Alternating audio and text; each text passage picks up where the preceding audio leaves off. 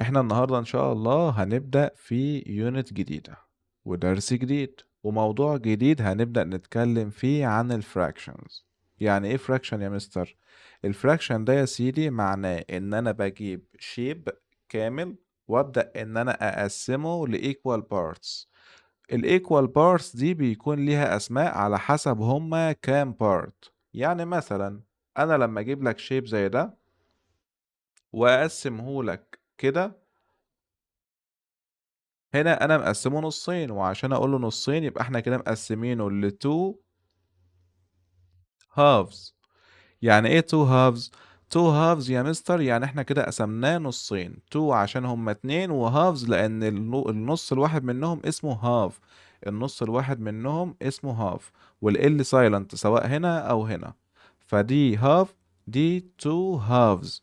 طيب، ولكن انا اشترطت عليك شرط صغير، وهو ان انت لازم يكون البارتس ايكوال. يعني ما ينفعش يا زين اجيب لك شكل زي ده واقول لك قول لي الفراكشن بتاعه، لا، ما انت لازم الاول تقسمهم للبارتس قد بعض. طيب، ينفع اجيب لك شكل زي ده تاني واقول لك هنا انا عايزين الفراكشن بتاع ده؟ قال لي لا يا مستر، طالما البارتس مش قد بعض يا عم حمزة يبقى مالكش عندنا fractions. لو هما متقسمين قد بعض وقسمة العدل ماشي، لو مش قسمة العدل معرفكش. طيب، لو انا عندي الشيب متقسم ل two parts، احنا عرفنا ان احنا هنقول عليه halves، two halves. طيب لو احنا قسمناه لأكتر من كده، تعال معايا نشوف واحدة واحدة. هنا لو هما two parts احنا اتفقنا هنقول عليهم two halves. طب لو هما 3 equal parts، قال لي هما كام بارت اصلا؟ قال لي هما 3، فهقول له يبقى هما كده 3 thirds. 3 ايه؟ 3 thirds، لان البارت الواحد منكم دلوقتي هنقول عليه third. ليه هقول عليه third؟ هقول عليه third علشان احنا مقسمينهم ل 3 equal parts. ولكن لو هما متقسمين ل 4 equal parts، انا ممكن اقول له اولا اتاكد الاول ان هما equal parts. طالما هما 4 equal parts فانا ممكن اقول له 4 fourths او اقول له 4 quarters. ودي تنفع برضو لاسمين، 4 fourths او 4 quarters. طب اللي تحت ده ينفع نقول له عليه فراكشن ونقول له متقسم لكام؟ 1 2 3 4 نقول له فورث هو كمان؟ قال لي لا يا مستر، لا، علشان دول مش equal، دول unequal parts، وعشان هم unequal parts فانا هقول لك ان هم 1 2 3 4 هم 4 unequal parts. هما مش قد بعض، هما فور بارتس بس مش قد بعض. عارف انت لما تروح تجيب صينية المكرونة البشاميل اللي ماما عاملاها على الفطار وتقول لك قسمها علينا احنا الاربعة، انت واخوك وبابا وماما، فانت تقوم مقسمها كده، ده نصيب ماما، ده نصيب بابا، وده نصيب اخوك، وانت بقى ده. هل يا اسطى دي قسمة العدل؟ لا. فبالتالي هنا ما ينفعش اقول لك ان دي فراكشن ولا دي تقسيمة عادلة، علشان هنا دول unequal parts، فما ينفعش ان انا اقول لك عليهم fraction. طيب تعال نقسم الشيبس بفراكشن اكتر، او نقسمهم لعدد اكتر من القطع ونشوف كل حاجة هيكون اسمها ايه. دول كام بارت؟ 1 2 3 4 5، يبقى احنا عندنا هنا 5 fifths. يعني ايه 5 fifths؟ عندنا هنا 5 equal parts وكل بارت منهم هيكون اسمه fifth. طب هنا دول كام بارت؟ 1 2 3 4 5 6، يبقى هقول له 6. 6 هتكتب 6 عادي وهتزود لها تي اتش واس عشان هم اكتر من ايه؟ اكتر من واحدة. طيب تعالى كده في شكل تاني، شكل جديد ومقسمه ل 1 2 3 4 5 6 7 8، فهقول له 8 8، هتكتب 8 عادية خالص اهي، وهتزود لها بس اتش في الاخر لان هي اصلا اخرها تي، وكمان هزود لها اس عشان هم اكتر من واحدة. طب واخر واحدة 1 2 3 4 5 6 7 8 9 10، يبقى هقول له كده 10 tenths، وهزود لها تي اتش اس في الاخر برضو، تي اتش عشان ابقى معرفك ان ده فراكشن، واس عشان هم اكتر من واحدة. طيب، ايه رأيك تجيلي دلوقتي في كتابك بيج 50، تشيكايه سريعة تقول لي تختار ده تشوز، ماشي؟ تختار هما equal parts ولا unequal parts، وتكتب لي بس رقم البارتس، number of parts هما كام، سواء كانوا equal أو unequal. اكتب لي هما عددهم كام، واختار بعدها هما equal ولا unequal بسرعة. هنا في السؤال الأول بيقول لي أنا عندي دول equal parts ولا لأ. أيوة هما equal parts، وعددهم كام 1 2 3 4، فهقول له 4. هنا هما كام equal part 1 2 3 4، وهما equal parts برضو. هما هنا برضو equal parts وعددهم 8. هنا هما مش قد بعض، هما unequal parts ولكن عددهم 3. هنا هما 2 equal parts، فهكتب equal وأقول له 2. دول مش قد بعض، فهقول له unequal parts، وبعد كده هقول له عددهم كام، هقول له عددهم اللي هو كام، اللي هو 3. ده كده التشيك اللي انت حلتها. تعالى بقى ركز معايا في الجزء اللي جاي. تعالى نعرف يعني ايه fraction. انا لما يكون معايا دلوقتي شيب زي ده متقسم ل 2 equal parts، وانا هلون بس 1 part من الاتنين دول. حلو. فهنا انا اقدر احول الكلام ده لفراكشن.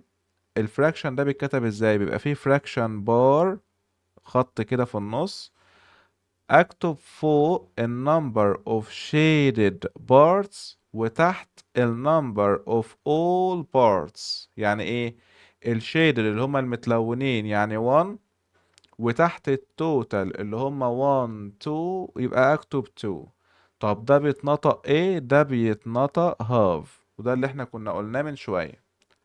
طيب بعد كده لو انا جيت قلت لك انا هرسم شيب تاني، واروح اقول له انا هقسمه ل 3 equal parts ولكن هلون only one part، برضو ان الرقم اللي فوق هيكون 1 عشان المتلونين 1، والتوتال اللي هو عددهم كلهم 1 2 3، فيبقى 1 over 3، وهنا هنسميه third. اوكي. طب لو انا رحت جبت لك شيب تاني وقسمناه ل 4 equal parts بالشكل ده مثلا، انا ممكن اقسمه 4 خطوط جنب بعض، ممكن اقسمه كده، وممكن اقسمه كده كده كده كده كده. الاتنين صح. هنا 4 equal parts وهنا 4 equal parts. لو انا لونت واحد منهم يبقى هنا الفراكشن بتاعنا 1 over 4، وهنا الفراكشن بتاعنا لو لونت برضو 1 part هيكون 1 over كام، 1 over 4. طب لو لونت 2 parts قال لي ساعتها مش هيكون 1 بقى، هيكون 2 over 4. ليه؟ لان ساعتها هيكون عندي كام colored part 2، والتوتال بتاعنا 4. وهنا يودينا لنقطة مهمة جدا جدا جدا. مستر هو الرقم اللي فوق ده ملوش اسم؟ يعني احنا عارفين ان هو وظيفته ان هو النمبر اوف shaded parts. اسمه هو ايه بقى؟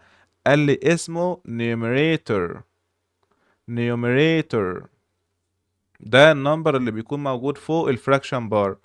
طب والنمبر اللي تحت اللي بيكون تحت الفراكشن بار هيكون اسمه جدع، هيكون اسمه denominator. denominator. الاسماء دي مهم جدا ان احنا نكون عارفينها عشان هنبدأ نتعامل بيها كمان شوية. ممكن يسألك سؤال ظريف قوي، يقول لك انا معايا 3 over 8، يقول لك هو مين النيوميريتور هنا؟ اهو 3. يقول لك هو مين الدينومينيتور هنا؟ اهو 8. فاهم؟ يعني سؤال تافه، ولكن انت لو مش عارف اسمهم هتتلخبط. طيب فانا دلوقتي لو رحت جبت لك شيب ولونت لك منه او قسمته لك الاول ل 3 equal parts ولونت منهم 2 parts، كده النيوميريتور هيكون 2 لان النمبر of shaded parts 2، والنمبر of all parts اللي هو عدد البارتس كلها 3. فتبقى الإجابة بتاعتي أو الفراكشن اللي بيريبريزنت الكلام ده هو 2 over 3. طيب تعالى هقولك على معلومة صغيرة. دلوقتي لو جه لحضرتك شيب مرسوم زي كده، تمام، وقسمهولك ل 3 equal parts، هنا هيبدأ يسألك أنا عندي كام shaded part، وعندي ال number of all parts كام، ونقط is shaded. عايز الفراكشن بتاع الشيدد بارت. طيب كلمة shaded معناها ان ده متظلل او متلون، نفسها كلمة colored. فانا لو لونت لك من هنا 1 يبقى انا عندي كام shaded part؟ 1 بس. طب ال number of all parts كام؟ 1 2 3، فهكتب له هنا 3. طب الفراكشن حطهم بقى فوق بعض، ال1 فوق وال3 تحت في شكل فراكشن، النيوميريتور والدينومينيتور، وتكون دي الإجابة بتاعتي. طيب لو أنا جيت قلت لحضرتك أنا معايا شيب تاني وهنقسمه تاني ل 4 equal parts بالشكل الجميل ده. لو أنا هنا جيت لونت برضو 1 part يبقى أنا عندي كام shaded part؟ هو 1 يا مستر. طب ال number of all parts أو ال number of total parts 4، يبقى الفراكشن بتاعي هنا اوكي يبقى 1 over 4 أو اللي هو 1 fourth، ودي تكون الإجابة بتاعتي. طيب بعد اللي شرحناه ده وعرفنا النيوميريتور ومهمته والدينومينيتور ومهمته وازاي اكتب الفراكشن وازاي represent الكالرد بارت بفراكشن، ايه رأيك تجيب لي كتابك بيج 51 وتحل لي التشيكايه السريعة دي؟ يلا هات لي دماغك وتعال نحل التشيكايه بتاعتنا. يلا هنا البارتس الجرين بارتس هنا هما 1 والنمبر اوف اول بارتس هما 5، يبقى الفراكشن بتاعنا 1 over 5. هنا الجرين بارتس 1 والايكوال بارتس 6، يبقى 1 over 6. وهنا 1 8 1 over 8 وهكذا. طيب حلو، بص كده معايا. هنا ال1 هول لو انت معاك جنيه ممكن تقسمه نصين، يعني هاف وهاف. لو معايا شيب كامل ممكن اقسمه هاف وهاف، صح؟ يعني كده اقدر اقول لك ان الوان هول ده الايه البيتزا الكامله او الوان وهو كامل يعني عباره عن كام هاف؟ اقدر اقول له ان هو عباره عن تو هافز، صح ولا غلط؟ قال لي صح، ما هو هاف وهاف اهو.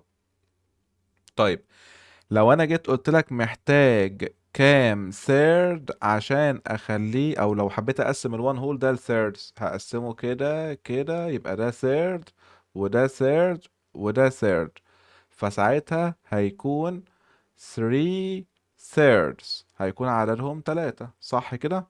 طيب لو انا رحت قلت لك مثلا انا عايز اقسمه ل 4 equal parts، يبقى انا كده هخلي كل واحد فيهم كام؟ هنا كده كده كده، يبقى ده 1 over 4 1 over 4 1 over 4 1 over 4، وده كلام جميل. يبقى كده الوان هول عندي equal كام فورث كام فورث؟ هقول له 4. من غير ما نرسم بقى، ما احنا فهمنا، هقول له كام fifth؟ 5. طب كام 6؟ 6. طب كام 7؟ طب كام 8؟ طب كام 9؟ طب كام 10؟ طب ما تيجي تحل لي دي كده في بيجي 52، يلا في السريع.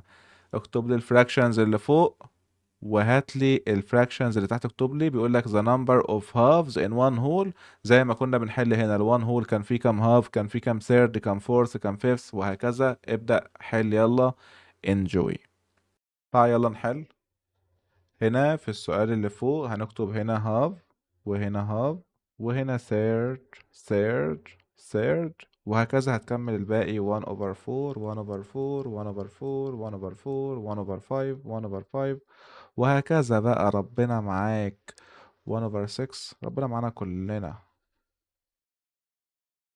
صح مش هما 6 ولا ايه؟ 1 2 3 4 5 6 1 2 اه صح 5. ودول 1 over 7 1 over 7 1 over 7 1 over 7 1 over 7. تعال بقى السؤال المهم، انت عندك كام هاف في الوان هول؟ عندي 2 هافز. عندك كام فيفث في الوان هول؟ عندي 5. عندك كام سيفنث في الوان هول؟ عندي 7. بتعرف منين؟ من الكلمة نفسها بعرف على طول. طيب حلو، تعال نخش في الجزء اللي بعد كده. هنا هو بيقول لي سارة had a bar of chocolate. She divided it into 3 equal parts. راحت قسمت البار of chocolate ل 3 equal parts and ate one of them. أكلت واحد منهم، فبيقول لي what fraction of the chocolate did she eat؟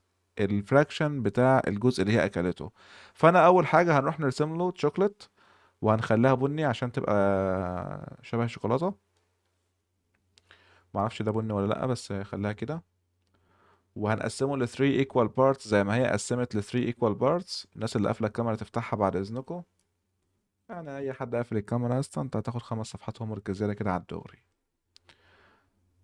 وبعد كده لما يقول لي she divided it into 3 equal parts خلاص قسمته. وقال لي and ate one of them أكلت منهم واحدة. فهروح أعمل إيه؟ هروح ألون واحدة منهم زي ما هي أكلت واحدة منهم، أنا هلون واحدة منهم. فبعد ما رسمت الموديل بيقول لي what fraction of the chocolate did she eat؟ هقول له 1 over 3. ده كده الجزء اللي هي أكلته. تاني نقول عملنا ايه. سارة كان معاها bar of chocolate.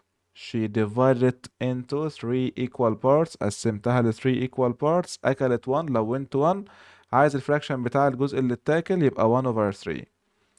بعد كده هو بدأ يجيب لك مودلز يعرفك بيها انت ازاي تقسم الشيبس. يعني لو انا معايا فيجر ازاي اقسمه، جايبها لك عن طريق الكلوك. انت عارف ان احنا لو رسمنا الساعة كده بقت at 6 o'clock، الشورت هاند عند ال 6 واللونج هاند عند ال 12، كده الساعة 6. لو خدت بالك هتلاقي كده الكلوك فيس مقسوم تو هافز، نص يمين ونص شمال، صح ولا غلط؟ يعني انا ممكن اقسم الساعة بالشكل ده. طيب، طب ما ممكن يا مستر ما كنتش اقسمها كده اصلا، كان ممكن اعملها ازاي كده؟ صح ولا غلط؟ قال لي صح عادي. طيب، لو انا ممكن اقسمها بشكل تاني او اجيب فراكشن تاني، يعني احنا كده قلنا ان ده ممكن كده نقسمه ويكون هاف. ممكن نحتاج ان احنا نقسم الكلوك فيس ده لكوارترز. ازاي كوارترز؟ 4 equal parts. فاروح اقسمها من عند ال 12 لحد ال 6 كده 2 halves. اروح كمان موصلها من ال 9 ل 3 كده كمان 2 halves، فيبقوا كلهم quarters. quarter quarter يعني ده 1 over 4 1 over 4 1 over 4 1 over 4. صح ولا غلط؟ قال لي تمام. ممكن كمان احتاج ان انا اقسمها لثيردز، 3 اجزاء. لو انت شاطر في قراءة الساعة هتلاقيه بيقول لك third مثلا it's a third past 2. لو انا عايز اقول لك الساعة 2 وتلت، تلت بيكون اللونج هاند واقف عند الفور. يعني هو بيبدأ من عند ال 12 after 20 minutes، يعني third of an hour تبقى وصلت للفور. after another third يكون وصل عند ال 8. وعشان كده لو وصلت الكلوك او وصلت الهاندز بفور و 8 و 12 يبقى انت كده قسمتها ل 3 equal parts. يعني دي طريقة ينفع تقسم بيها الكلوك فيس. ينفع انا بقى يا شباب اروح اقول له انا هقسم الكلوك فيس كده تبقى 4 equal parts؟ لا، تنفعش. ليه؟ لان هما كده unequal، ما هماش قد بعض. ما ينفعش. يعني دي تنفع ماشي، انما دي ما تنفعش تبقى فورس، ما ينفعش نقسمها كده. اتفقنا؟ المنظر ده كده الاشكال ما هياش قد بعضها، ما تنفعش ان انا اقول عليها fraction او ان انا اقول عليها ان هي equal parts. طيب، دلوقتي عايزك تجيب لي بيج 59 وتقسم لي، ترسم لي بس كده لاينز تقسمها لي على حسب الفراكشن اللي مكتوب قدامك. يلا بسرعة بص معايا كده. تعال نقسم الشيب الاولاني يلا للهافز. ممكن نقسمها من عند ال 12 لل 9. الفورث قلنا هنقسمها من ال 12 لل 6. دي من ال 12 لل 6 مش 12 لل 9، من ال 12 لل 6 ومن ال 3 لل 9. والشيب الاخير هقسمه زي ما اتفقنا من عند ال 12 ومن عند ال 4 ومن عند ال 8. كده احنا قسمناه لثيردز. كده احنا مقسمينه لثيردز. يعني ما الاقيش واحد مثلا رسم لي شيب كده بيقول لي انا هقسمه لثيرد فلاقيه عاملها لي كده كده ويقول لي كده ثيردز. ما هو مش قد بعض، يعني ده قد دول، مش منطقي. طيب المهم، تعالى دلوقتي بما اننا بدأنا نوزع الحاجات ونخليها equal parts، عندنا مشكلة. بيقول لي نوران has a long loaf of bread. She wants to share it. وخد بالك من كلمة share it دي. She wants to share it with 2 of her friends. Which of your fraction strips best matches this story? Draw and label it blue. حاضر. بس خد بالك من كلمة share it يعني ايه. انا يا عم زين لما اكون عايز اعطي لحد حاجه مثلا لو هما شخصين بعملها divided 2، انت يلا خد نصها وانت يلا خد نصها، وانا مش عايز، صح؟ انما لما يقول لي share it، يعني انا هشاركها معاهم، انا هاخد معاهم. هما two هما two persons وانا one، يبقى كده هنقسمها على 3 person. حلو. يبقى دلوقتي احنا محتاجين نرسم الستريب بتاعنا، هنقسمه البار ل 3 equal parts عشان انا هاخد معاهم. فبالتالي يبقى الفراكشن بتاعي هنا هو ايه؟ الفراكشن بتاعي هنا هو 1 over 3. فاحنا رسمنا كده، ده النصيب كل واحد هيكون 1 over 3، ده 1 over 3، 1 over 3، 1 over 3. وبكده يكون ده الايه السؤال بتاعنا. طب فكرة السؤال ايه يا مستر؟ السؤال نفسه سهل، ولكن فكرته لما يقول لك she wants، لما تكون هي عايزة تشاركه مع 2 من صحابها، فهي هتاكل مع ال2 صحابها، وبالتالي احنا هنقسمه على 3 parts اللي هما ال2 صحباتها وهي. تعال نشوف سؤال كمان. رامي has a long piece of wood. معاه حتة خشبة كبيرة. He needs to cut it into enough pieces to share with to ايه؟ to ايه يلا؟ to share with his 7 friends. Which of your fraction strips best matches this story؟ تعال نرسمه. هنقسمه لكام بارت؟ حد شاطر يقول لي هنقسمه لكام بارت؟ كام بارت؟ كام بارت؟ 8. 8 parts. ليه 8 parts؟ قال لي يا مستر عشان هو هو 1 وهم 7، يبقى كده كلهم 8. تعال ايه نشوف كده احنا هنوصل لكام واحد في الاخر. 1 2 3 4 5 6 7 8. ماشي حلو. يبقى هنا كده 1 over 8، 1 over 8، 1 over 8، 1 over 8، 1 over 8، 1 over 8، 1 over 8. حلو قوي، رضا قوي. دلوقتي جه دورك انت في بيج 60، فارتكها وتعالى. تعال نحلها يلا مع بعض. بيقول لي Yara has 1 apple. She cut it into 4 equal pieces. She wants to share it with 3 of her friends. 3 من صحباتها وهي. فبالتالي عشان كده هي مقطعاها 4 equal parts. فهروح اقول له ادي التفاحة اهي.